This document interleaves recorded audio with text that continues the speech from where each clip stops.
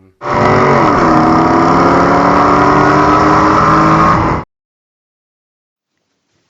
everyone, I'm going to show you how to change out the CV axles on an Explorer or a Mountaineer. Mine started making a little bit of noises, they're a little loose, so I'm going to show you how to tell if they're bad or not, and then we'll go ahead and replace them. Alright, so we're here with my 99 Mercury Mountaineer. First thing I want to show you is how to check the axle. So if you grab hold of it and pull it back and forth, there should be very little give. Also, if you look in the boots, you can see mine's got a rip in it. You see grease coming out. If you see any grease coming out like that, then you know that it's time to replace it. You'll probably realize that this is going bad when you're driving the car. You might feel a clunking when you're trying to turn, when you're driving, or just general noises. There's several things down here that could be that, but this is one thing that you can check. So once you check and see if that boot's not ripped, if it's still steady, then maybe you have a bad bearing or something with the rest of your suspension. But if it is this, then you move on to the next step. The first thing we want to do is get the car up on jack stands. You really only need to have one on the side of the frame to just get this wheel off the ground. So just break the lug nuts loose, pop it up on the jack stand, take the lug nuts off, and then get that wheel out of the way so we can get to everything behind it. Before you jack up the car, you also want to make sure that you break that axle nut loose. Otherwise, it's going to be a pain to get loose later unless you have a good impact. So we use our axle nut socket set that we got from Auto Parts Store. You can rent them at pretty much any auto parts place like AutoZone or O'Reilly's. You just got to find the right socket size, fit it on there. And I'm going to use a impact. It's way easier to get this loose, especially since these are usually rusted on. Or you can just use a breaker bar.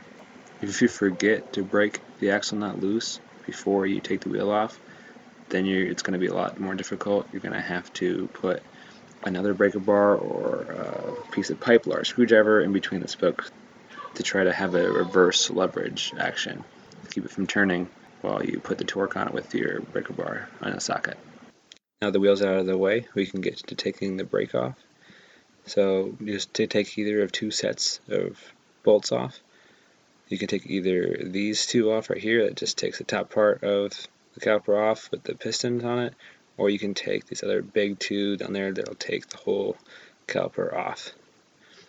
Make sure that you set it on a box or some other sort of support, that way it's not hanging by the brake line. You don't want to kink it or damage it, so just set it up there while you're working to keep it out of harm's way. Once you get that caliper off and set off to the side, you can then move on to moving the knuckle out of the way. To get that out of the way, you just take this bolt off. You just got to put it back up on one side, sock on the other, take that nut off, and then you can move that upper ball joint out of the way. With that bolt off, this knuckle is now free to move.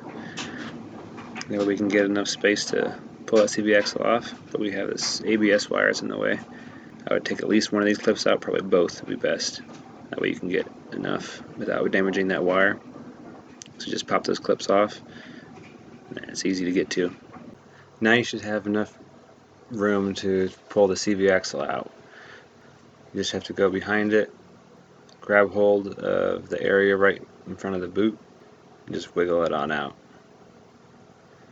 You might have to find just the right position of the brake and all that in order to get enough wiggle room to slide it out, but there should be about a ½ inch or so extra room to get it out of the way. I didn't get a good video of going underneath the car, but you have to go underneath with a pry bar or a large screwdriver and just set it against the face of the CV axle and tap it a few times, and it will pull out of that differential. It should be pretty easy. Just put a little bit of effort into the mallet or pry a little bit, and it should just pop right out, and you can just slide it out the rest of the way, and the new one will just slide right back in again. It's only kept into that differential by the pressure applying it. There's nothing that locks it into place. Now that this end is free and the other side you've used the pry bar to pop it out, you can now just grab hold of this end and give it a sharp tug, and it'll just slide right out of that differential. At this point you can change the wheel bearing. If you're not going to change the wheel bearing, you're just doing the CV axle, you can skip ahead to the next chapter. Before you can replace the bearing, you're going to have to take the brake rotor off. In order to take that off, you have to take this last piece of the brake caliper off. This piece that holds the brake pads. It has these two bolts on there that can be a pain to get out. I had quite a lot of fun getting them out, so hopefully yours will be easier. With that out of the way, that brake rotor just comes right off, just slides off, and then you can get to the actual wheel bearing bolts, which are these three bolts right here. Mine are pretty rusted on there, but for some reason they weren't that hard to break loose. Once the bolts are out, it should just slide right out of its hole. And then you just have to disconnect it. So you follow that ABS wire and just pull it out of each of those clips. Each one will open up. There's several of them. Just follow along until you find where it plugs in. And then you just have to unplug it and you're good.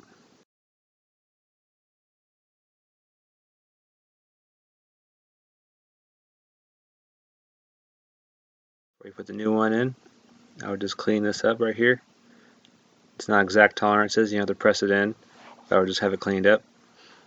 And then as always, compare the new part that you have to your old part. Make sure you have the exact right piece before you try to put it in. And the new one will just slide right in. Once you have those three bolts back in, tightened down, all that's left is to run this wire right here. So make sure you have it in the right spot. So it should be behind a brake guard that I don't no longer have on there because it's rusted, but there should be a brake guard there. So it runs behind that and then just over this little bump right here where the other bolt hole is. That way it's out of the way of all the rest of the suspension. Finally, you just have to replace these clips. Mine came with new ones. You can reuse your old ones, but you might as well replace what you have. Just take those two in there. I'm just showing you how the wire gets routed in case you forget. Just like this through there, plug it back in, and your new bearing is good to go. And you just have to put that brake caliper piece back on there to hold the brake pads. Slide your rotor on there. I'm going to replace my rotor. This is a good time to just replace it while you have it apart. We can do pads as well, and you're good. Now that you have the old CV axle out, you can lay it next to your new one just to make sure that you got the correct one. Remember, there is a left and a right difference. They're pretty easy to tell apart, so just make sure you grab the right one. These two look exactly the same, so now we're good to go. Before you install the new CV axle, you can take a look at the fluid in your front diff. As you can tell, mine is very dark and old, and it's time to replace it. So just take a look at it. It's probably time to replace it anyway. All you have to do is take that plug out that I have circled, use a little hand pump or a power pump if you can get one, remove all the old fluid, and you just pump in the fluid until it starts coming out of that plug. Give it a few minutes to level out so you know you're good, and then you put that plug back in and you're at the correct level. That way you can get it done while it's easily accessible and you don't have to worry about it down the road. I use Royal Purple, but any 75 W90 gear oil will work just fine. I just like using full synthetics for all the oils that I use. And you're only going to need 1 quart of this because the front diff does not hold very much fluid. Both axles should slide in pretty easy, but if you're having some trouble, you can just take a little bit of some heavy grease and put it around the part that slides in, get it to slide in smoother. Particularly on the passenger side, you might have a little bit of trouble. Once it's in, it seems like it's seated. Give it a few taps on the end, the rubber mallet, just to make sure it's all the way in before you slide the other end into your wheel bearing. With both ends of the axle in, the rest is just reverse of how you took it all apart. So we have to get this knuckle attached back up to our upper ball joint. The ball joint will have some give up and down, but you might not be able to reach it all the way. So you're going to have to put a jack right underneath that bottom control arm and just jack it up a little bit until they can fit together again. You can slide that bolt in. Now we can just hand tighten the new axle nut on there. We'll torque it down once you put the tire back on, and we can put torque on it again. Make sure you have the ABS wire all clipped into those new connectors and that wire is running properly behind the brake guard. And then it's time to put the brakes back on. If you took that main piece off, you'll have to put that back on. And you just slide the brake pads on. You may have to put a clamp onto the brake pistons to push them back in. Mine didn't come out enough, so I was able to just tap it back on, but you might have to push them in before you can slide the caliper back on. Once the caliper's back into the right position, you'll be able to slide these slide bolts back in and tighten them back down. Now you should be good to go. Just do a quick look around, make sure that you got everything tightened down, these are tightened down, any wires, look like they're going in the right spot, and just double check everything before you put the wheel on to make sure that you're good to go. Put the tire back on, and then the lug nuts, you can just hand tighten them. If you have an impact, you can impact them down to the correct torque, or if you're just going to use a torque wrench, you can just hand tighten them lower down the car, like usually when you're changing the tire, and torque them down.